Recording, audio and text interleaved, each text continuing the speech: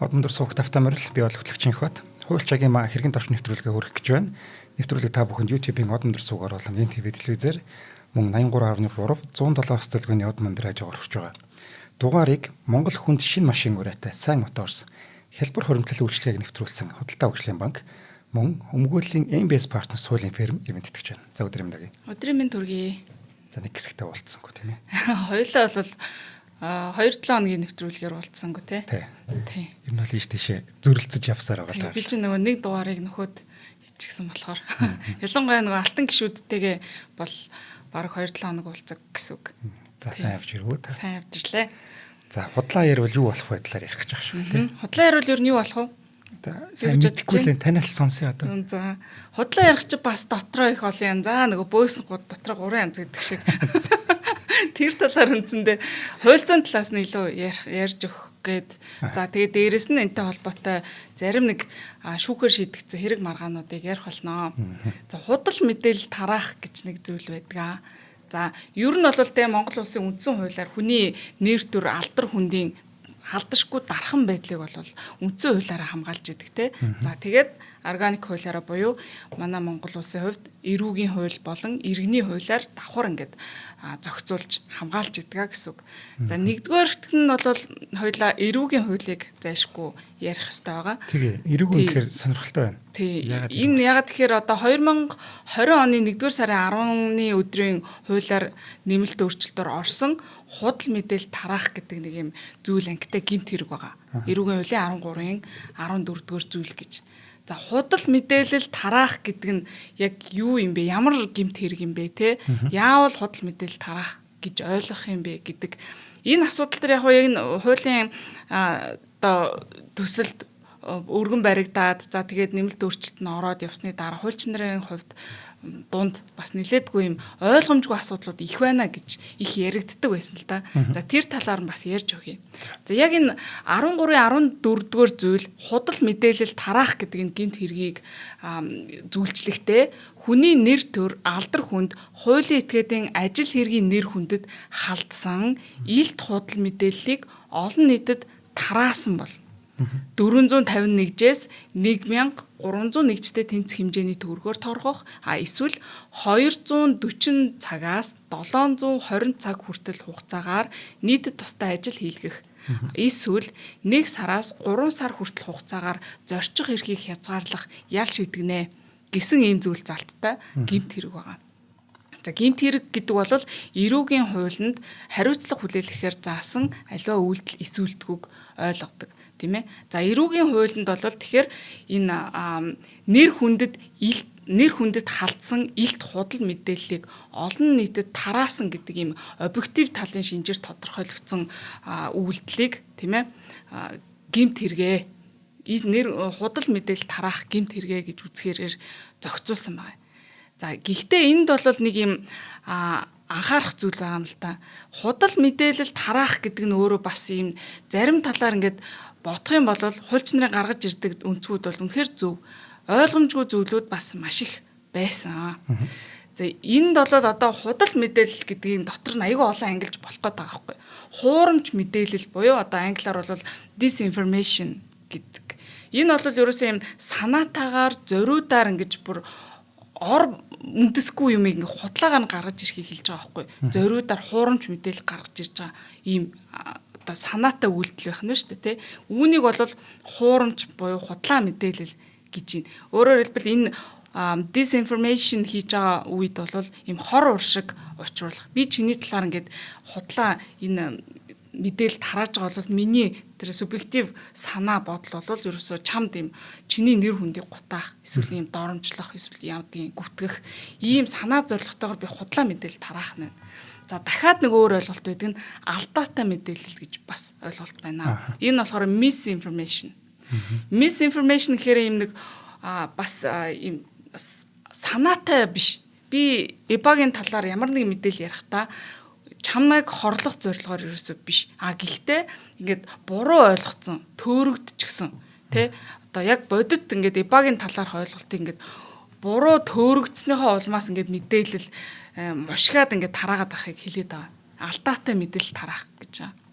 За бас нэг ойлголт байдаг нь энэ буруу сэдэлтэй мэдээлэл буюу malinformation гэдэг бас нэг юм ойлголт байгаа. Энэ нь болохоор ингээд үнэн зөв мэдээлэл байгаа. Үнэн зөв мэдээллийг ингээд цааш нь олон нийтэд түгээхдээ ийм хуурам эхлэх арга замаар ингээд төөрөгдүүлэх хэлбэрээр хүргэхийг хэлдэг. Одоо ойлгож байна уу? Яаж тарах юм? Одоо ингээд хэдийгээр тэр мэдээлэл нь ингээд үнэн зөв бодтой. Гэхдээ тэрийг ингээд бусдад хор хохирол учруулах зорилгоороор ингэж түгээхийг хэлж байгаа. Үнэн мэдээлэл хэлж байгаа. Гэхдээ энийг түгээснээр хор шиг учрах нь шүү дээ, тийм ээ. Тэрийг санаатаагаар түгээхийг хэлээд байгаа. Энэ бол malinformation гэдэг ийм мэдээлэл. Ингээд нөгөө нэг мэдээлэл тараах гэдэг чинь өөр ингээд дотроо маш олон янзаар бас ангилагдаж болохоор байгаа даа. За манай эрүүгийн хуулийн 13-ын 14 дугаар зүйлд бол худал мэдээлэл тараах гэдэг зүйл ангийн худал мэдээлэл гэдэг энэ нэг ерөнхий нэр томьёо ашигласан байна шүү дээ, тийм. Энэ дээр бол хуульчид маш их бас мэтгэлцэжсэн хилцэл өрнүүлж байсан. Яг тэгэхээр энэ худал мэдээлэл гэдэг зүйл чинь өөрөө маш өргөн хүрээг хамарж байна. Тэ? Худал мэдээлэл гэсэн илт худал мэдээлэл гэдэг энэ ойлголтод одоо тийм одоо бусдын нэр хүндийг гутаасан, доромжилсан ч гэдэг юм уу.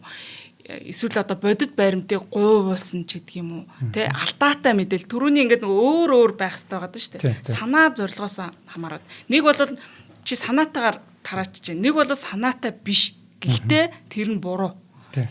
Одоо манай хуулинд болохоор тэр дээрх гуруулаа худал мэдээлэл гэдэг үгний доор л орсон биш. Тий, ороод байна гэж тухайн үедээ бол маш их маргаж ирсэн байхгүй. Тэгээд тараах гэж яг юуг ойлгох юм бэ? Тараах гэдгийг нь одоо энэ яг энэ түрүүнд би уншиж өгсөн те хуулийн зүйл залтыг тараах гэхээр одоо би жишээлбэл нэг ямар нэгэн эбагийн талаар мэдээлэл Facebook дээр олж үзээд шеэр хийчингүүд би тараасан болох уу? Тий. Энэ ингээд ойлголтууд ингээд тодорхой бус байгаагийн улмаас ингээд хууль хэрэглээний явцад алдаа ихээр гарах юм шүү гэдэг ийм асуудлууд их гарсан.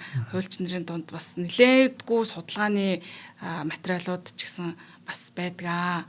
За тэгээд ер нь бол энэ төрлийн одоо гэмт хэрэг зөрчил бол манай Монгол улсын хуулинд анхудаа 2020 онд орж ирсэн юм биш ээ.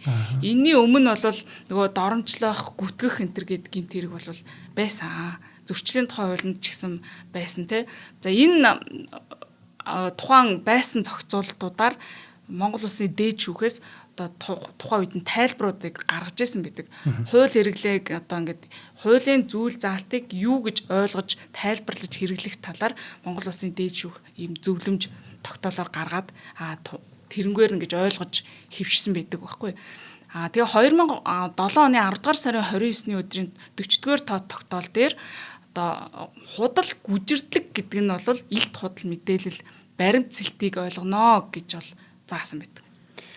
2007 онд тий. Тий 2007 оны хуулиар. Гэхдээ энэ нь бол өнөөдөр ч гэсэндээ энэ зүйл заалтыг өнөөдөр шүүхтэр ишлээд тайлбарладаг байхгүй. Худал гүжирдлэг. За тэгээ худал илт худал гүжирдлэг гэдэг ойлголт чинь өөрөө одоо энэ илт худал мэдээлэл гэдэг энэ агуулгыг давхар агуулдаг байгаа байхгүй юу? Ер нь бол тийм ээ эрүүгийн эрхцүүд байгаа энэ ойлголтыг.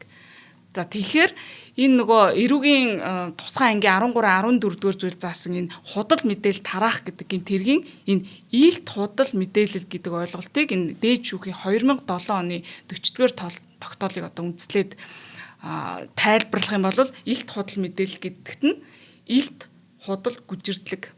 За тэгээд гүтгэх гүжирдэх гэдэг энэ хууль зүйн ойлголтууд чинь бүгдээр ингээд нэгдээд ороо авчиж байгаа гэж одоо ойлгож болохоор байгаа даахгүй. Уг нь салаад бүгдийн л юу ямаар юм. Зүйлээр нь өөрчлөлөө нэршлийн өөрчлөлмөр юм байна. Яг үнэ энэ дээр ингээд хууль зүйн хувьд нэр томьёоны талаар бас асуудалтай юм биш үү гэж маш олон хуульч нар бас тухай үедээ санал гаргаж ирсэн. Тэгэд энэ худал мэдээлэл тараах гэдэг чинь өөрөө тэр субъектив ямар санаа зорилгоор энэ хэргийг үйлдсэн бэ гэдг нь илүү чухал байх ёстой. Ялангуяа олон улсын эрхцүү, иргэний эрүүгийн эрхцүүд бол яг энэ төрлийн гэмт хэрэг бол ямар санаа зорилгоор энэ мэдээлэл тарсан бэ гэдэг энэ илүү ач холбогдолтой байдгаа гэж одоо энийг анхаарах ёстой гэдэг юм байр суурьтай хуульч нар маш олон байсан. 20 онд батлагдсан байл та надад чинь. Тийм л дурцлаар орсон. Энэ юу яадаг юм уу? Одоо уг нь хууль баталж байгаа хүмүүс чинь хуульчдаас зөвлөгөө аваад өөр нь бол их өөрчлөлт яах ёстой л доо. ихэнх нь хуульчд байдаг л та. Зөвлөгөө мөвлөгөө аваад гаднаа яаж ин тэр судалгаа хийх. Хийдгэлдээ хийн штэ. Одоо нөгөө хуулийн төсөл явах та.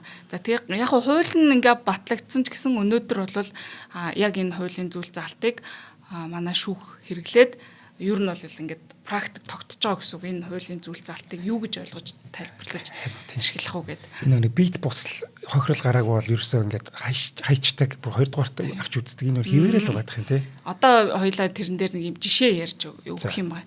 Шүүхүүд яг энэ төрлийн гэмт хэргийг яаж шийдэж гин вэ гэдэг талаар тий. За тэгээд энэ нэг тараах гэдэг ойлголт байна шүү дээ тий. Би түрүүнд яриадсан яг тараах гэж яг юу хэлэх юм бэ гэдэг дээр бас жоохон тухайд юм маргалдаж байгаад ер нь бол зүгээр утга нь бол ингээд түгээх гэх юм уу тий дистрибьют хийх ингээд их үүсвэр нь би өөрөө байж байгаад ингээд түгээж байгаа. Энийг бол хууль зүйн хувьд илүү тодорхой оновчтойгоор одоо юу гэдэг юм бэ тодорхойлох хэрэгтэй байсан юм уу гэсэн байр суурьтай хүмүүс бас байдаг. Тараах гэдэг нь өөр айгу сонирн болчиход байгаа байхгүй. Би их үүсвэр нь биш. Гэхдээ өөр хин нэг зандаа надад ярьсан юмыг би дамжуулснараа би тараачж байгаа юу. Тэгээ би гинт хэрэг үлдсэн болчихж байгаа юу. Гэтэл энэ яг энэ асуудлыг ярьсан зандаа гинт хэрэг одоо орохгүй юу. Яг тэр гомдлыг над дээр л холбогдуулаад гаргацсан учраас ч гэдэг юм уу. Ийм ингээд нөгөө ойлгомжгүй асуудал гарах юм биш үү гэдэг тухай нэлээ яригдчихсэн байдгаа. Тэгээд ялангуяа энэ дээр чинь хэвлэл мэдээллийнхэн маш их одоо сонин байдалд орно л доо ер нь бол тий хэвлэл мэдээллийн хэрэгсэл чинь өөрсдөө яг зарим тохиолдолд их усүр болж байгаа, зарим тохиолдолд авсан мэдээллийнхаа дагуу дамжуулж байгаа арга гэрийнхнээс өгсөн мэдээлж гэдэг юм уу тий юу гэдгийг ингээд дамжуулчихж байгаа хүмүүс бас байгаа шүү дээ тий. За тэгээ тэд нар бол ингээд их усүр болоо явчихж байгаа. Одоо хэвлэл мэдээллийнхний хувьд бол их усүр болоо явчихж байгаа юм л та. Тэгээ ер нь бол энэ чиглэлээр ял авч байгаа ч юм уу юм нэг хариуцлага хүлээж байгаа хүмүүс ер нь хөвчлөл сэтгүүлч нар байгаа тий. Тий, энэ дээр бол ингээд судалгаа хийцэн байдгийн байлээ. За 2020-оос 2024 онд оны эхний хагаст гэхэд нийтдээ 2260 хэрэг бүртгэгдээд шалгагдсан байт юм лээ. Яг энэ худал мэдээлэл тараах гэдэг хэрэг дээр. За тэгээд Globe International төвөөс жил бүр гаргадаг хэвлэлийн эрхчлөөний тайланд 2022 оны 5 дугаар сарын 1-ний өдрөөс 24 оны 5 дугаар сарын 3-ны өдрийг хүртэлх хугацаанд эрүүг үеийн одоо энэ худал мэдээлэл тараах гэмт хэргийг үндслэж одоо сэтгүүлч нарыг гэх юм уу шийдсэн ялсан ч юм уу яллаагүй ч юм уу те ямар ч занхан шатны хүчин төгөлдөр 45 шийдвэр байна гэсэн байгаа. Тэгэхээр бас энэ хууль зүйл залт дээр сэтгүүлч нар илүү өртөж байгаа асуудал байна. Бас тэгээд дээрэс нь бас нэг хууль зүйн ойлголт гэхээсээ илүү төрийн болон энэ public figure хүмүүс байна тий төрийн албан тушаалтанд байгаа улс төрийн ажил одоо хүмүүс энэ хүмүүс ер нь бол нөгөө зарчмын хувьд бол өөрийг нь одоо өөртөө нь холбогдуулаад шүүмжилсэн асуудал дээр тэр болгон ингээд шүүхтэд яваад ингээд гомдол гаргах тийм боломжгүй байдаг. Уул нь бол энэ 2020 оны хуулийн төсөл дээр бол бүр тайлбар хэсэг дээр нь орцсон л явж исэн юм билээ л дээ. Нөгөө төрийн болон улс төрийн албан тушаалтанд энэ асуудлаар гомдол гаргах хэрэг хамаагүй гэдэг. Гэхдээ тэрийг нь бол сүлд аваа хийцэн. Одоо тэгээд баг энэ асуудлаар гомдол гаргаж байгаа хүмүүсийн баг ихэнх нь гэж хэлэхэд хэлсдэггүй хаа.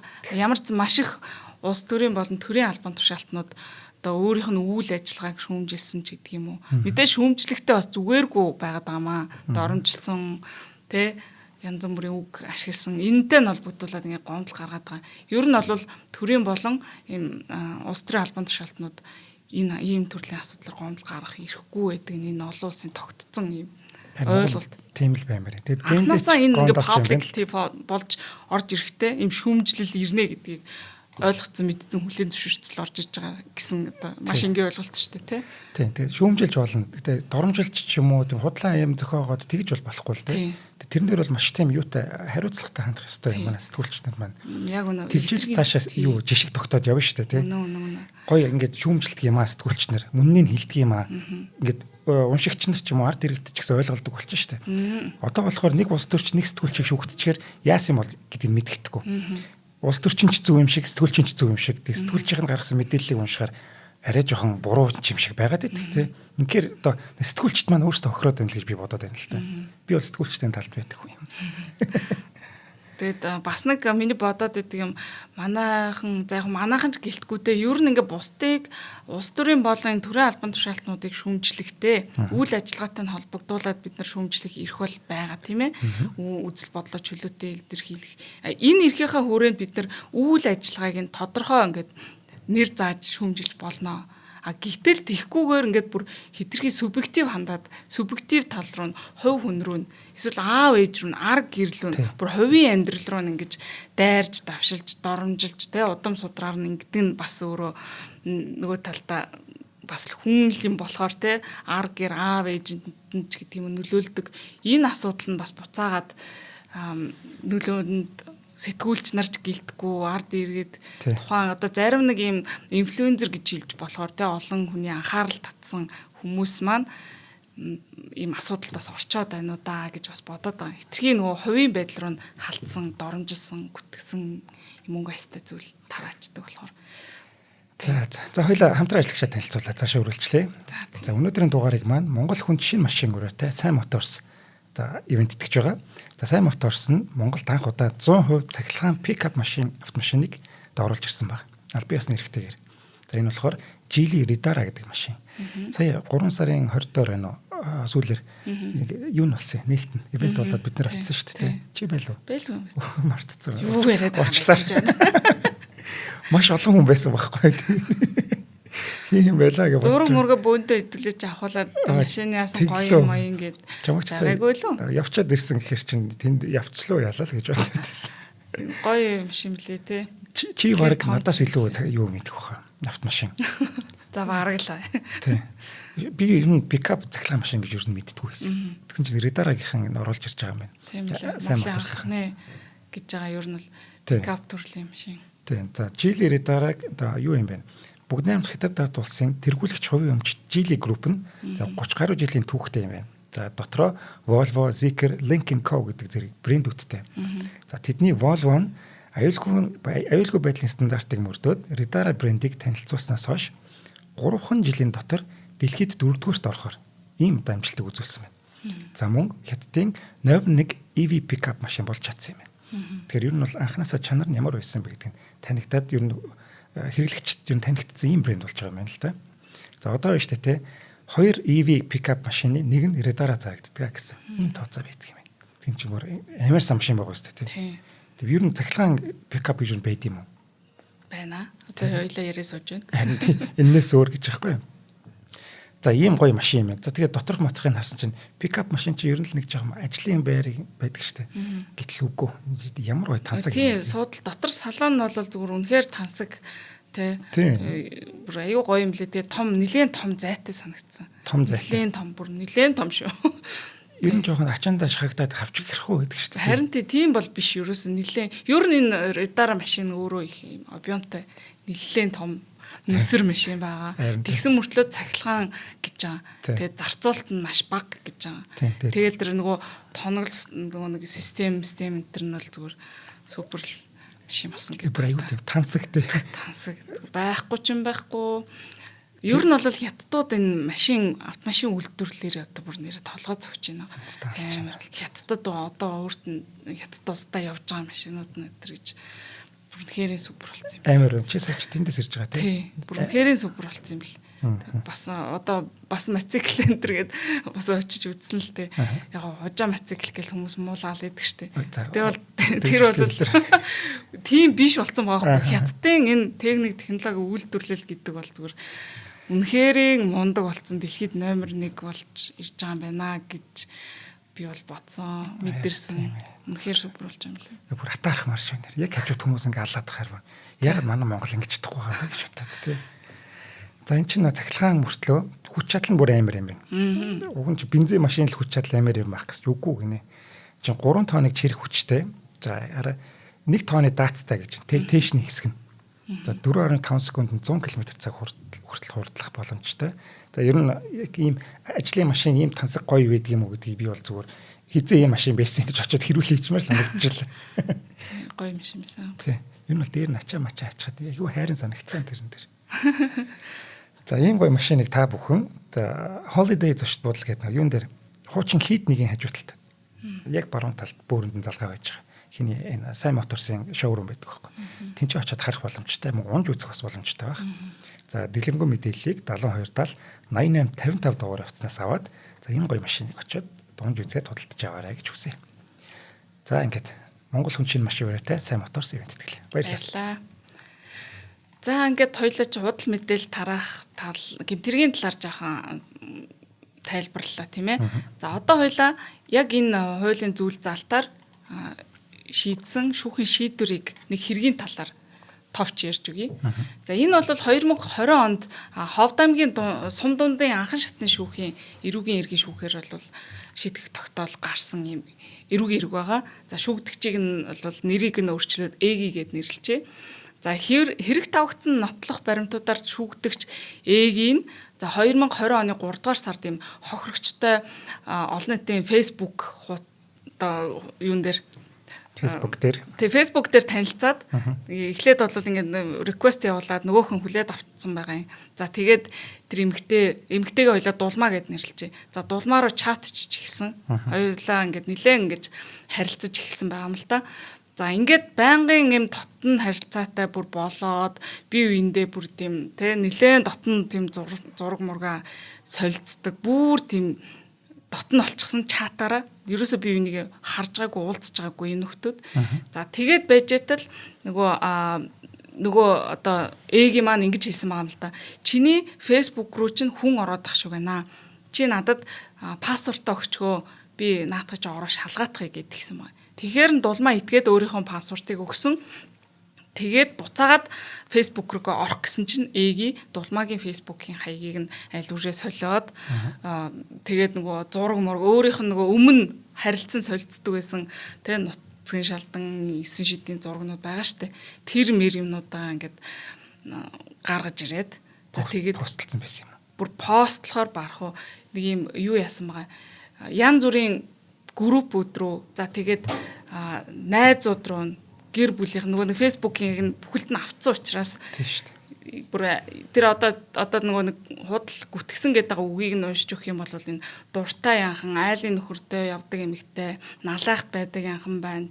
Өчигдрийн нэгмэгтэй 3 залуутай явж байсан гин тэр.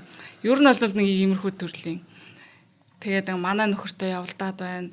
Мессеж үчээд байна яах вэ энэ бүр янз бүрийн тиймэрхүү агуулгатай юм пост бэлдээд янз бүрийн группүүд рүү постлоод за тэгээд нөгөө толгойнхын зургийг ингэж катлж авангуудаа янз бүрийн нөхцөл шалтан хүний зурган дээр ингэж залгаад эвлүүлээд за ингээд энэ Facebook-ээр нэг юм болгожээ.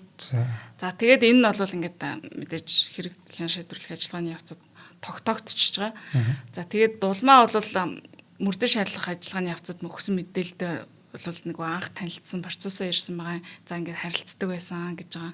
За тэгээ харилцсан бие биендээ дотн тийм зургнуудаа явуулдаг байсан. Тэгээ бие нууц эсвүүдээ хүртэл ингээд харуулдаг байсан гэсэн байгаа. За тэгээд нөгөө Facebook хаягийнх нь пассвортыг нь авсан гэдэг байгаа шүү дээ тий. Тэгээ Facebook-ийн пассвортыг нь сольчоор нь дулмаа уурсан юм байна л да. Чи яагаад ингэж миний юуг дураараа ингэж яагаад байгаа юм бэ? Би хэрвээ одоо чи надад буцаагаад энэ аккаунтыг маань сэргээж өгөхгүй бол би чамтай дахиж харьцахгүй шүү гэж ууралсан юм байна.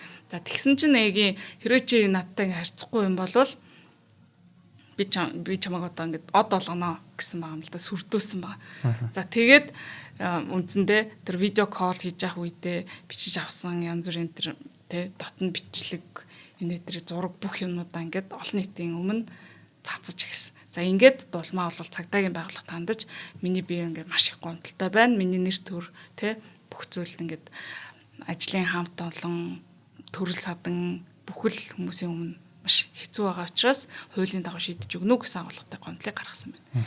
За тэгээд нэгэнт нөхцөл байдал бол маш тодорхой нотлогдчихж байгаа учраас хэрэг бол ойлгомжтой. Илт худал мэдээллийг тараасан гэж үзэж байгаа. Яагаад илт худал мэдээлэл болчихж гинүү гэхээр түрүүний тэр нэг зураг бичлэгийн постууд байгаа шүү дээ тий. Одоо янз бүрээр мань нүнийг одоо нэрлэлчихсэн байна, ингэсэн байна, айлын нөхөртөө явсан байна. энд ингэдэг хүн байна гэд. За тэгээд дээрэс нь зураг бичлэгнүүдийг нь эдитлж ашигласан байна. Өөрийнх нь зөвшөөрлгүйгээр тэ эмэгтэй хүний ингээд дотн эсүүдийн ингээд зургийг тараасан байж гэдэг юм уу. За энэ бүгд нь ингээд тогтоогдчихж байгаа. За яг хоо энэ дээр нэг нөгөө шүүгдэгчийн талаас нэг юм баримтууд гаргаж ирсэн байлээ л дээ. Ээгийн 2018 он зам тээврийн осолд ороод хөдөлмөрийн чадвараа 80% алдсан юм бусдын асаргаанд байдаг юм хүн юм байна. Ийм асрамжинд байдаг тийм хүн. Тэгтээ болвол энэ дээр нь шүүх шинжээч нар ажиллаад хэрэг хариуцах бол чадвартай. Оюун санаа нь бол хэвээ. Гэхдээ бол бие хөгжлийн хувьд бол ийм асуудалтай хүн, хэцүү асрамжинд байгаа хүн. Гэхдээ энэ нь бол энэ хүнд эрүүгийн хариуцлага хүлээлгэхэд саад болохгүй гэж ийм дүгнэлт шийдвэр гаргасан байна. За тэгээд шүүх бол энэ хэргийг дүгнэхдээ за иргэний нэр төр алдар хүнд ажил хэргийн нэр хүндийг гутаас мэдээ тараас итгээд түүнийхээ үнэн зөвийг нотолж чадахгүй бол эрхэн зөрчигдсөн этгээдийн шаардлагаар уг мэдээг тараасан хэлбэр хэрэгслээр няцаах үүрэгтэй ба иргэний дүрсийг гэрэл зургийг одоо өөрийнх нь зөвшөөрлгүйгээр нийтэлсэн олон нийтэд үзүүлснээс гим хор учирсан гэж үздэг юм бол тухай этгээд гим хор харилцахыг шаардах эрхтэй байна гэж дүгнсэн байна. Энэ дээр анхаарал даваарай те одоо хүний нэр хүндийг гутаасан мэдээ тараасан этгээд одоо тухайн тараасан мэдээнийхээ үнэн зөвийг нотолж чадахгүй бол гэж байгаа. За энийг анхаараад аваарай. За ингээд шүүх цааш нь дүгнэхдээ за ингээд бусдын нэр төр алдар хүнд ирэх хууль ёсны ашиг сонирхлыг хохироохгүй байх, өөрийн үзэл бодлоо илэрхийлэхдээ бусдын нэр төр алдар хүндэд хүндэтгэлтэй хандах нь иргэн бүрийн одоо гэмтэрэг зөрчлөөс урьдчилан сэргийлэх үүрэг болохыг одоо ингээд хуульчилсан байдаг. За тиймээс одоо юу яаж гинэ? Facebook гэдэг зүйл байна шүү дээ, тэ. Facebook-ийг ингээд хүмүүс аккаунтаа миний хувийн зүйл гэж бодоод идэг шүү дээ, тэ. Гэтэл үгүй ээ. Шүүхийн энэ хэрэг дээр юу гэж хийсэн байна гэхээр тухайн постыг олон нийтийн групп дээр ингээд цацснараа энэ бол алиужээ олон нийтийн мэдээлэл болчихж байгаа. Тэгэхээр олон нийтэд тарааж байгаа үйлдэл шууд ингээд болчихж байгаа. Тэрнээс биш нөгөө нэг би өөрийнхөө профайл дээр юу гэж постлох нь миний хувийн орон зай гэх мэтчлэн хүмүүс тайлбарлаад идэг штэ тий. Энэ дээр бол ингээд энийг ингээд паблик пост хийгээд явчихж байгаа. За энэ бол тухайн мэдээлэл нь задрах боломжтой, хүмүүс ашиглагдах боломжтой гэдгийг тухайн хүн мэдж байгаа учраас энэ бол тийм хувийн орон зай гэж бол үзэхэд аль хэдийн олон тараагдсан мэдээлэл байгаа үйлдэл юм аа гэж бол шүүх дүгнсэн байна. За тэгээд ер нь бол энэ хүнийг ээгийг бол гин буруутад тооцсон. За тэгээд хувийн байдал болон бие сэтгэл зүй, за тэгээд гин бурууга хүлээсэн байдал, уучлалт гуйсан байдал зэрэг нөхцөл байдлуудыг харгалзаж үзээд 500 мянган төгрөгөөр торгох ял шийдгсэн энэ хэрэг байна. Энэ бол яг түрүүний дурдсан худал мэдээл тараах гэдэг зүйлээр ял шийтгэгдсэн юм хэрэг байна. За тэгээд бас нэг зүйл байдаг доромжлох гэж юм байна. Тий. Энэ одоо ингээд янз бүрийн мэдээлэл тараачж байгаа нэгэд доромжилж байгаа юу? Бусдыг доромжилж гин үү гэдэг нэг асуудал байна. Тэ? Одоо худал мэдээлэл тарааж худал тэр нэг зүйл нь доромж өнгө астай үйл яах вэ гэдэг. За яг энэтэй холбоотой нэг юм баг юм практик тогтоосон шүүхийн шийдвэр 2024 оны 10 сарын 2-ны өдөр гарсан байдаг. Монгол улсын дээд шүүхээс. Тийм. Энэ хүртэл хугацаанд ер нь бол дээд шүүхээс энэ төрлийн гэмт хэргийг ингэж тайлбарлаж шийдээгүй байсан болохоор яг энэ шүүхийн шийдвэрүүд бараг л төөхөн гэж хэлж болохоор ийм шийдвэр байгаа. Энийг бол манай нэвтрүүлгийг үздэг, тэ хуулиар сурдаг, эсвэл хууль сонирхдаг ч юм уу ийм хүмүүс заавал мэдээд авчвал зүгээр юм болов гэж би бодсон. За энэ шийдвэр бол товчхонд нь тайлбарлах юм бол доромжлох гэмт хэрэг гэдэг нь тэ үгүй одоо худал мэдээлэл тараах гэдэг гэмт хэрэг нь өөрөө доромжлохоос өөр шүү, тусдаа шүү. Энэ ерөөсөө нэг зүйл биш ээ гэдгийг ийм практик тогтоож шийдсэн юм асуудал байгаа. За энэ шүүхийн шийдвэрийг нь за аль болох хоёлаа товчхон яриад өгөхийг бодъё л доо. За нэг ийм юм ба. 2023 оны 2 сарын 12-ны өдөр нэг шүүгдэгч Б гэдэг хүн одоо Facebook цахим орчинд За нам дагаж хоолоо олж иддэг, эрх мэдэлтнүүдэд үйлчилдэг, тавиул гүлгнүүд, тэгээ мөнгө эрх мэдлийн төлөө юу ч хийхэд бэлэн болжээ. 2024 оны улсын хурлын сонгуулиас өмнө одоо ерөнхийлөгч Хүрэл Сүхийн бүх столог, сонгуулийн ерөнхий хорооны дарга, тэр ерөнхийлөгч асан энэний шоронгийн манаач, сонгуулийн ерөнхий хорооны нарийн бичгийн дарга тэр сонгуулийн ерөнхий хорооны ажлын дарга гэдэг за баахан хүмүүсийн нэр дурдсан. Энэ хүмүүсийг зайлуулж байж ардчилсан сонгуул зохион байгуулах талаар ярих боломжтой гэсэн агуулгатай ийм постыг бичсэн байгаа. Өөрийнхөө фэйсбુક дээр. За энэ хэрэг ингээд нөгөө энэ нэр дурдгдсан хүмүүс бүгдээрээ нийлээд энэ хүний эсрэг гомдол гаргасан. Худлаа мэдээлэл тараалаа гэдэг те. За тэгээд анхан болон давзаалдах шатны шүүхээс иргэн шүүгдэгч Бэг гимбуруутай тооцоод худал мэдээлэл тараасан гэж үзээд 500 мянган төгрөгөөр торгох шийтгэл оноосон байсан. За тэгээд харин улсын дээд шүүхтэр энэ хэрэг очиод өөрөөр иргэсэн. За тэр нь болохоор хууль зүйн үндэслэл нь одоо арай сонирхолтой гэх юм уу да тий. Одоо анхан болон давзаалдах шатны шүүхийн шийдвэрээ хүчингүй болгоод одоо гол агуулга нь юу гэж үздсэн гэхээр шүүгдэгч Бэн одоо мэдээлэл технологийн төвийн техник үйлчилгээний хэлцээний дараагаар ажиллаж байхдаа байгууллагынхаа шинээр томилогдсон удирдлагатай ажил хэргийн тааламжгүй харилцаа үүсгэж улмаар хурлын дундуур гарч явахдаа би энэ байгууллагад 10 жил ажиллахдаа та нар шиг дарга нарыг үзээгүй би та нарыг гаднаас чинь шарна гэж хэлээд ажлаас чөлөөлөгдөх хүсэлтээ өгч чөлөөлөгдсөний дараа олон нийтийн сүлжээ ашиглан тэднийг гүтгэж гутаан доромжилсан шинжтэй мэдээллийг цахим орчинд тараасан үйлдэлийг 2 шатны шүүх эрүүгийн хуулийн тусгай анги 13-14-ийн дөрөв зүйлийн нэгд хэсэн заасан гэмтэргийн шинжийг бүрэн хангасан гэж үзээд прокуророос шүүхэд шилжүүлсэн хэргийн харьяаллаас хальсан дүгнэлт хийсэн учраас хийсэн нь учир дутагдaltaй дээр хэрэглэх ёсгүй хуулийг хэрэгэлсэн хууль хэрэглээний ноцтой алдаа гэж үзнэ гэж шүүхт өгсөн. Энэ 13-14 чинь худал мэдээлэл тараах шүү дээ.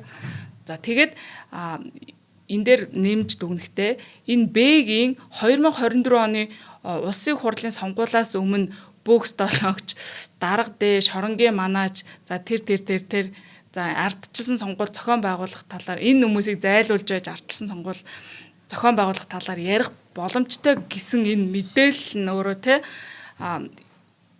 эрүүгийн хуулийн өмнөх хууль 2002 оны эрүүгийн хуулийн 110 дугаар зүйл заалтанд байсан доромжлох гэдэг гэмтэргийн шинжийг бол үнэхээр агуулж чинь те хүмүүсийг 9 шидээр нэрлэж чинь те үнэхээр агуулж байгаа боловч 2015 оны эрүүгийн хуулиар энэ үйлдэлийг нь гэмт хэрэгт нэгэнт тооцоо болчихсон учраас энийг тодтгон тайлбарлал зохиноо гэж шүүх дүүсэн байна. Өөрөөр хэлбэл ингээд тухайн гэмт хэрэг тооцогдох үйлдэл эсүүлтгүүг хийсэн тухайн цаг мөчид ямар эрүүгийн хууль үйлчилж чинь тэрийгээрээ л тухайн хүн хариуцлага хүлээнэ гэсэн үг. Гэтэл энэ хүний одоо үйлдэлсэн тухайн гэмт хэрэг гэх юм уу те хийсэн үг үйлдэл нь доромжлох гэдэг өмнөх хуулийн зүйл заалттай нийцээд байгаа юм шиг боловч өнөөдөр 2015 онд батлагдсан эрүүгийн хуулиар гэмт хэрэг биш болчихсон учраас доромжлох гэдэг одоо юу хамаарахгүй тий. За иймд одоо шүүгдэгч Бэгээс гаргасан гомдлыг хангаж одоо нөгөө бүх стологч Бэгийн шоронгийн манаач зэргээр бусдыг гүтгэж гутаан доромжилсан агуулгатай мэдээллийг цахим сүлжээ ашиглан олон нийтэд тараасан гэх үйлдэлийг худал мэдээлэл тараасан гэж гих гэмт хэрэгт тооцох боломжгүй учраас цагаатгаж байна гэсэн. Өөрөөр хэлбэл нөгөө нэг энэ хилээд байгаа бүх столог шоронгийн манаач зэрэг үг нь болов л шүү дээ те гүтгэж гутаан доромжилж байгаа үг болохоос биш энийг бол худал мэдээлэл тараах гэдэг гэмт хэрэг тооцох боломжгүй гэж үзсэн. Эдгээр үгс нь мэдээлэл биш байна гэсэн байна тийм. Илт худал мэдээлэлт бол хамаарахгүй. За ер нь бол те гүтгэх энэ гутаах доромжлох гэдэг энэ хоорондоо харилцаа адилтгүй хууль зүйн ойлголтууд нь энэ эрүүгийн хууль заасан худал мэдээлэл тараах гэдэг гэмт хэрэгт бол хамаарахгүй шүү. Энэтэй холбогдуулаад ял шийтгэл хүлээлгэхгүй шүү гэсэн байдлаар энэ практик тогтоочж байгаа байхгүй. Тийм байна. Тийм. Яг ингээд юу байхад яг нарийн ингэж зааж өгөхгүй бол яг иймэрхүү асуудал зөндөө гарна тийм. Ер нь бол маш их энэ цаашдаа ч гэсэн гарах байх гэж бодож байна. Энэ яг уу сая хамгийн сүүлд гутлын байдлаар шийдэгдсэн нэлийн дуулан шугам тарьсан хэргийн хувьд ийм байла. Тэгээд дараагийн удаа энээс зөрж шийдэхгүй байх гэж бодож байна. За хоёлаа дараагийн хамтран ажиллагчид танилцуулаад үргэлжлэе. За өнөөдрийн дугаарыг маань хялбар хоримтлал үйлчлэгийг нэвтрүүлсэн худалдаа хөгжлийн банк мэдтгэж байгаа. Чи хадгаламжтай юу? Хадгаламжтай. Худалдаа хөгжил дээр үү? Биш өөр банкн дээр. За тэгвэл худалдаа хөгжлийг би бүр онцгойлон санал болгомоор байна заяа. Чи заавал ингээд хадгаламжийнхаа данс руу ороод мөнгө нэмээд илүү үйлчлэе гэдэг шаардлагагүй. Ийм одоо гоё хадгаламжийн үйлчлэгийг санал болгож байгаа. Жишээлбэл чи зүгээр худалдаа авалт хийх болгондоо л данс руу чи мөнгө аваадах ийм гоё амархан хялбар ийм үйлчлэгээ байгаа байхгүй. Хариултаа хадгалъя гэдэг нэртэй. Бид нар жоохон бахта аав ээжийнхээ дэлгүүр гүйлгээл хариултыг авчдаг байсан шүү дээ. Одоо тэр хариултыг чи хүүхдтэй өгөхгүй. Дансандаа өөрөө авах нь шүү. Хүүхэд болгох өөр юм байж гэн. Гэхдээ тэр дансанд байгаа мөнгө чинь цаашаа өсөж үрцсээр хаад хүүхдээ чинь сургалтын төлбөр болно шүү дээ дараа. Тэгээ янз бүрийн юмд нь хэрэглэгдэнэ. Тэгэхээр ийм амар үйлчлэгээ байхгүй. За энэс гадна өөр 3 ч юм байгаа юм.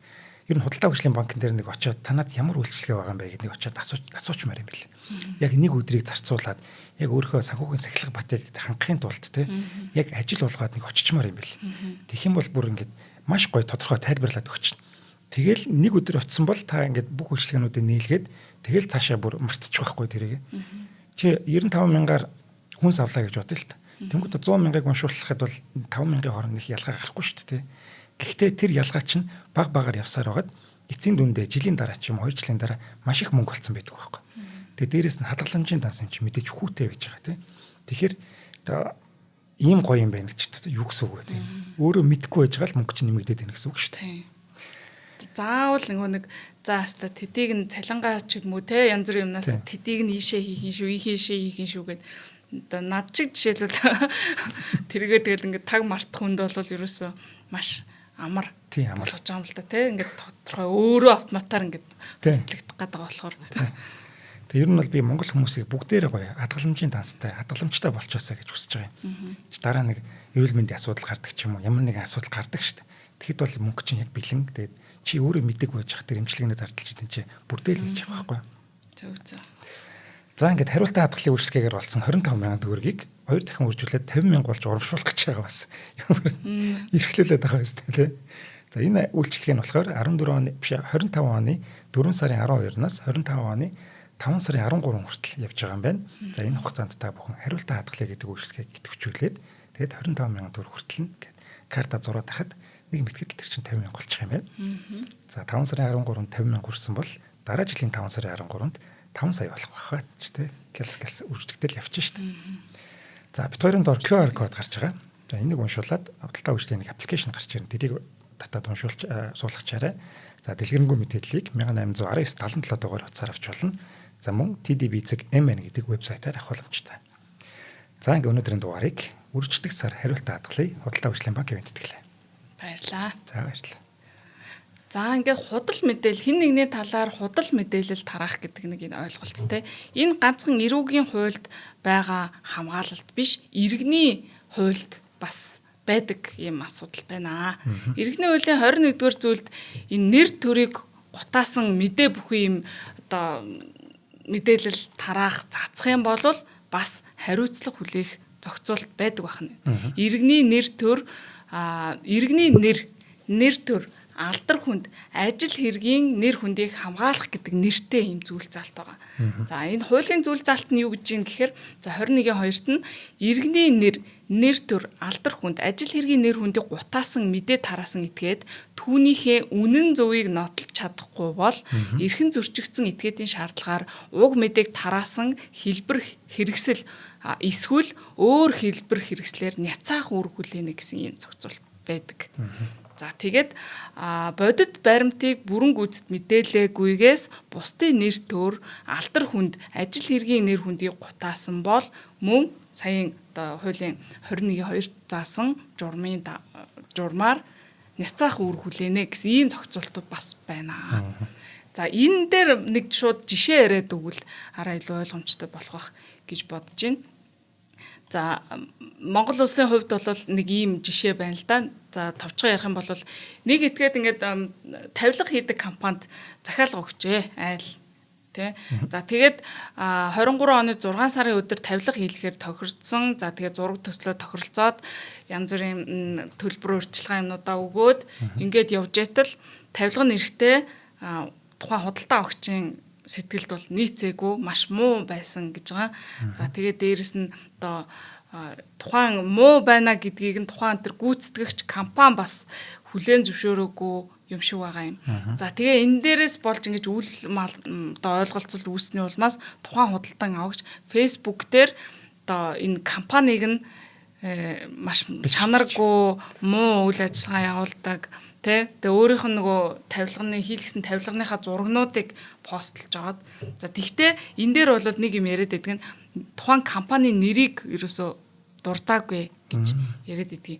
А гэхдээ ингээд ийм муу компани ингэж хийж өглөө. Яаж ингээд ийм юм хийж өчөөд тэ хоолоогоор чинь давдгийм бэ? Яаж ч орондоо орж байгаа юм бэ? Ийм их мөнгө авч ингэж яачаад. Тэг би одоо энд ингээд нялх нойтон хүүхдтэй энд хүрхээс айгаад байна. Хизээ нураад унчих юм болж гэх юм уу? Ийм постуудыг ингэж нийтэлсэн. За энийг нь бол хүмүүс үзсэн янз бүрийн сөрөг сэтгэлдлүүд жих байсан. За шеэр энэ төр хийгдэл ингээд явсан байна л да. За тэгээд энэ асуудлаар хоёр тал учраа олоогүй учраас нэхэмжлэгч эс гэдэг тэр тухайн тавилга үйлдвэрлэлийн компани шүүхт нэхэмжлэг гаргасан. За тэгээд тухайн асуудлаар бол шүүх юу гэж шийдсэн гэхээр за анхан шатны шүүхээс бол тэр уучлал гуйхыг хариуцагч эс буюу нөгөө худалдаа авагчид даалгасан байна л да. Ажил эс гэдэг хийхээ компани нэр хүндийг гутааж худлаа ташаа мэдээлэл бол олон нийтийн хэрэгслээр тараасан байна. Яагаад энэ худлаа гэж нэхэр тухайн энэ тавилга хийлгэсэн асуудал ч өөрөө иргэний гэрээний асуудал хгүй. Захиалгаар би тавилга захиалаад хийлгүүлж чинь нөгөө тал гүйцэтгэж чинь. Хэрвээ миний тэр захиалгаар хийлгэсэн бараа ажил үйлчлэгээ доголдолтой байгаа бол би гэрээнтнийхаа дагуу шаардлага тавиад хугацаа тогтоогоод одоо засуулах боломжгүй байх юм бол төлбөр мөнгө тохиролцох ч гэдэг юм уу. Энэ асуудлыг гэрээний дагуу байж байгаа. Энэ шаардлага эрхээ хэрэгжүүлэх бүрэн боломжтой байгаа. Тэ. Гэтэл тэгхгүйгээр шууд ингээд олон нийтэд зураг хүргийн тавиад ингээд тэр асуудал нь шийдэгдээгүй байхад нэр үндэд нь алдаад эхэлж байгаа. Тэгэхээр энэ асуудлыг үндэслээд шүүх болвол уучлах гуйхыг даалга шийдсэн. За давзаалдах шатны шүүхээс мөн агуулгын хувьд бол ингэж эс гэдэг компани ажил хэргийн нэр хүндэд халтсан байна гэсэн үгүй энэ дээр буруугаар ярьж шүү. Давзаалдах шатны шүүхээс болохоор эсэргээр энэ тэр тухайн постууд нь болвол энэ эс гэдэг хийхээ компани ажил хэргийн нэр хүндийг гутаасан гэдэг нь бол тогтоогдохгүй нотлох баримтаар тогтоогдохгүй гэж байгаа. Нэрийн бичээгүй шүү дээ. Тийм. Тэгээд энэ хариуцагчийн гаргасан гомдлыг нь хангаад анхан шатны шүүхийн шийдвэрийг бүхэлд нь хүчингүй болгоод эс гэдэг компани гаргасан энэ хэмжлийг бол хэрэгсэхгүй болгож байгаа тийм. Хэрэгсэхгүй болгочихж байгаа. За ингээд шийдсэн байхад дахиад бол мэдээж талууд дээд шүүх рүү явсан. За дээд шүүх дээр юу гэж үздсэн бэ гэхээр за мэдээж бол ингээд бүх хэргийн материалд үзлэг шинжилгээ хийж байгаа шүү дээ тийм. Ингээд янз бүрийн фото, пост тухайн компанийг одоо элдвэр нь хэлж байгаа, шүүмжилж байгаа тий гэх мэтийн за тэгээд тэр постууд нь дунд нь хүмүүс комментээр асуусан байгаа. Энэ тэр эс гэдэг компани мөн үү гэд нэр дурдаг байгаа шүү дээ. Мөн үү гэхэд нь хариу өгөөгүй байгаад байгаа байхгүй. Бишээ гэж хэлээгүй. Тэгэхээр үндсэндээ бол мөн гэж үзээд байгаа юм шиг. За нэг иймэрхүү юм байсан асуудал бол ингээд тогтоогдож байна гэсэн байгаа. За тэгээд дахиад бол Facebook-ийг шүүх ингэж дүгнсэн. Энэ тухайн хаяг эзэмшигч нь одоо хүний хувийн мэд зүйл боловч тухайн хаяг нь те аккаунт нь гэх юм уу энд оруулсан альва мэдээлэл нь бол олон нийтийн ил болдгийм аа. Тэгэхээр энэ та Facebook дээр постлж байгаа зүйл чинь олон нийтэд та түгээж байгаа, тарааж байгаа хэлбэр шүү гэдгийг маш сайн анхаарах нь байна. За тэгээд дахиад хэлж байгаа. Иргэний нэр төр ажил хэргийн нэр хүндийг гутаас нь мэдээ тараас итгээд түүнийхээ үнэн зөвийг нотолж чадахгүй бол эрхэн зөрчигдсөн итгээд уг шаардлагаар одоо мэдээ тараасан хэлбэр эсвэл өөр арга хэрэгслэр ингээд няцаах үүргийг хүлээнэ гэд. За ингээд эннийхэн дагуу дахиад анхан шатны шүүхийн шийдвэрийг хэвээрүүл. Тэгээд давзаалдах шатны шүүхийн шийдвэрийг хүчингү болгоод дээд шүүхээс ажил хэргийн нэр хүндийг нь утаажээ гэж тогтоосон байна. За бас нэг амар та бидний мэдэх хэрэг бол нөгөө Johnny Depp болон Amber Heard.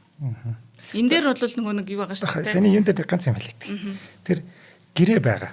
Эхлээд тэр гэрээнийхээ дагуу асуудалтай хандаад тэгээд одоо ямар нэгэн шийдэлд хүрэх ёстой. Тэгэхгүй шууд хүнийг шууд дормжлоод ямар нэгэн юмар бичиж болохгүй. Тэрийг бүр маш сайн анхаараарай гэж хэлмээр байгаа. Тэгэхгүй манайхан бол шууд уцаа гаргаж ирээ лайв хийгээл бичлэг нэгээд тавьчихдаг байхгүй юу? Энэ бол маш буруу. Тэр бичлэг хийсэн этгээд та өөрөө дараа нь асуудалд орноо. Тэр мэдээлэл чи худлаа байх юм бол бүр мөнгөнд орвол бүр зорчих хэрэг хязгаарлалт өөр яадаг гэлээ. Янз бүрийн асуудалд орно шүү. Тийм болохоор ямар ч гэсэн тэг битгий яаран үйлдэл хийгээрэй гэж хэлмээр байна тий. Тараасан яриад байгаа үзэж байгаа тэр мэдээллийнхаа үнэн зөвийг нотолж чадахгүй бол та өөрөө хариуцлаганд орно гэдгийг анхаарах нь. Тэг гэрээ байвал гэрээнийхээ дагуу эхлээд уучраа олчих. Тэгээд дараа нь юу гэдгийг тэр шүүх мөхөр явна штэ тэр чинь. Ийм чанаргүй тавилга мэдээж тэр тавилга захиалагч юм бол буруу гэж биш штэ тэр чинь. Яг тэр үйлдвэрлэгчийн одоо юу гэдэг санаатай санамсаргүй тэр үйлдэлээс бол ийм асуудал үүсэж байгаа штэ. Мөнгөний авч байгаа бол бас хариуцлагатай гоё юм хийгээд өчөж байгаарэ зүгээр. Тий. За нөгөө түрүүний жишээ рүүгээ хальт ороход нөгөө Johnny Depp Amber Heard хоёрын хэрэг чинь болохоор бас энэ defamation case аахгүй юу? Нэр хүндийг гутаанд оромжсон гэдэг иргэний хэргийн.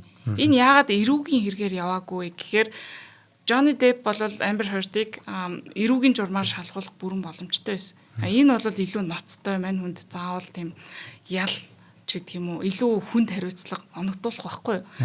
Johnny Depp тэрийг сонгоогүй. Харин иргэний журмаар defamation case үүсгээд одоо яг манай эрүүгийн хуульд саяын уншиж өгсөн танилцуулсан заалт байна шүү дээ. Яг энэнтэй адилхан заалтаар одоо шүүх хурал явагдсан гэсэн үг. Өөрөөр хэлбэл тухайн шүүх хурал дээр тэгээ Virginia мужийн шүүх дээр Amber Heard ямар үүрэгтэй байсан гэхээр өөрийнх нь тэр нөгөө нэг гаргасан сонин хэвлэлүүдэд өгсөн Johnny Depp бол хүчирхийлэгч domestic тэр юу муу хүчирхийлэл үйлдсэн яасан энэ юмнуудаа нотлох үүрэг хүлээсэн байхгүй юу. Энийг нотолж чадахгүй өөрийнх нь зарлал за одоо юу гэдэг олон нийтэд гаргаад яриад байсан юмных нь нэг нь л худлаа байх юм бол шууд defamation case болохоор байсан байхгүй. За тэгээд тийм болохоор энэ нь иргэний журмаар явсан. Тэгээд иргэний маргаан байсан учраас та бид өнөөдөр чөлөөтэй тэрийг нь онлайнаар үзэх боломжтой байсан. Эрүү байсан бол хэдүүлээ үзэхгүй шүү дээ, тэ. За тэгээд энэ дээр нэг асуудлыг бүр хүмүүсийн амар сайн анхаараасаа гэж боддог. Та өөрийнхөө гаргаж байгаа мэдээлэл үнэн зөвийг нотлох үүрэгтэй. Тэрнээс ч та би тэгж сонссон, би ингэж сонссон. Эсвэл нэг юм ямар ч үндэслэхгүй хаа хамаагүй юмд итгэцэн нэг юм сайн гутлах гэдэг нэг пэйжийн нэг хаа хамаагүй постэнд итгэцэн тэрийгээ ингээд цааш нь дамжуулсныгаа одоо ингээд буруу зөрөө юм тараасныгаа одоо бусдыг гүтгэж болохгүй нэ шүү дээ, тэ. Та өөрөө тэрийг нотлох үүрэг хүлээдэг шүү. Тий. Тий. Үнэн. Тэрийг одоо цаашдаа сайн анхаарах хэрэгтэй юм шиг байгаамаа. Хүмүүс ингээд янз бүрийн сошиал дээр бие бинийгээ доромжсон, гутаасан асуудлууд байдаг учраас бас нэгийг бадаасаа гэж. Тий. Ер нь сошиал дээр коммент энтрууд ер нь сэтгэлдлүүд ер хэцүү л байна. Тий. Яасан муухай юм бэ гэтэл бүр ингээд орж уншихаас бүр ингээд халгаад шүү дээ. Яаж ин амнасны юм гардаг юм. Тэгээд энийг бичсэн хүн чинь зүгээр л бичиж байгаа. Яг тэр бичигдсэн этгээд ямар хэцүү байдалд орж байгаа вэ тий. Тэрийг юусаа бүр анзаарчихгүй, бүр хамаарахчгүй тий. Бүр айгу муухай байдаг юм л. Ер нь бол нөгөө юу юм шиг байгаа. Энэ яг монголч гэлтгүй ер нь л нэг хүний нэг цаа чанар. Хэрвээ ингээд яг тухайн хүнийхээ нүрийг хараад өөдөөс нь зогсож исэн бол хизээч тэгэж худлаа ярах, гүтгэх, доромжлох тийм бараг л зориг нь хүрхгүй дээ.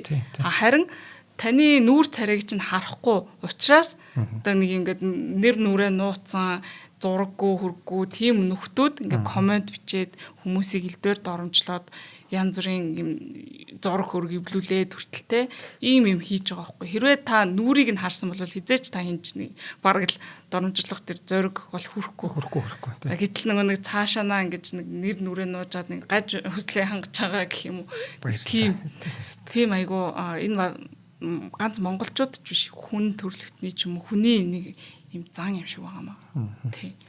Гэтэ энэ бол аль болох манай хууль эрх зүйн систем энийг аль болох тасан зогсоохой хичээж байна. Хариуцлага хүлээлгэх гэж оролддог басна тийм ээ. Тийм. Яг үнэн тэр хуулийнхан бас ажиллаа хийж байгаа. Хүмүүс яг тэгээд идэх.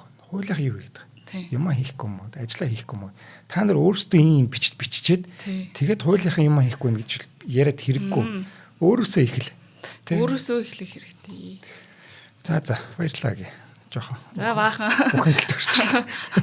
Баахан ирж шадварч уу яа баярлаа. За ингээд худлаа ярьж болохгүй нэ шүү гэдэг нэвтрүүлэг дууслаа. Нэвтрүүлэг та бүхэнд YouTube-ийн Од мөндөр сүгээр болон НТV телевизээр зам 83.3 170 хостолгоны Од мөндөр радиогоор хүрлээ. Дугаарыг өмгөөллийн MBS Partners хуулийн фирм болон хялбар хуримтлал үйлчлэгийг нэвтрүүлсэн худалдаа хөгжлийн банк за мөн Монгол хүнд шинэ машин ураатай сайн мотор зэвэнд тэтгэлээ. Загийн дараагийн дугаараар уулзъя. Баярлаа. Баяртай. За баяа. Нэвтрүүлгийг хүлээн авсан Нарны аймгийн монголчуудаа баярлалаа. Од мөндөр суваг энэ мэтлэн танин мэдхүн 1000 хөтөлбөрийг 2025 оны 7 сарын 1 хүртэл та бүхэнд хүргэх юм. Их хэлээрээ шинжлэх ухаан танин мэдхүг түгээхийн үйлсэд та нэгтгэх хүсвэл бидэнд таньд өгөх боломжтой. Нэг нэвтрүүлгийг 100 төгрөгөөр буюу 1000 нэвтрүүлгийг 100,000 төгрөгөөр үнэлээд та биднийг дэмжээрэй. Жилдээ ганцхан удаа 100,000 төгрөгөөр дэмжснээр шинжлэх ухаан танин мэдхүг түгээх энэ үйл хэрэг таны оролцоотойгоор амжилттай үргэлжлэх юм а. Зандан хүү миний нэр дээрх голомт банкны данс байгаа. 30 15 15 1942 30 15 15 1942 Та 100,000 төгрөгөөр шилжүүлэхдээ гүйлгээний утга дээр нь өөрийн нэр болон утасны дугаараа заавал бичээрэй. 100,000 төгрөг хандвалснаар Од мөндөр сувгийн алтан гишүүн болох юм. Шинжлэх ухаан танин мэдхгүй Монголд ялах болтугай.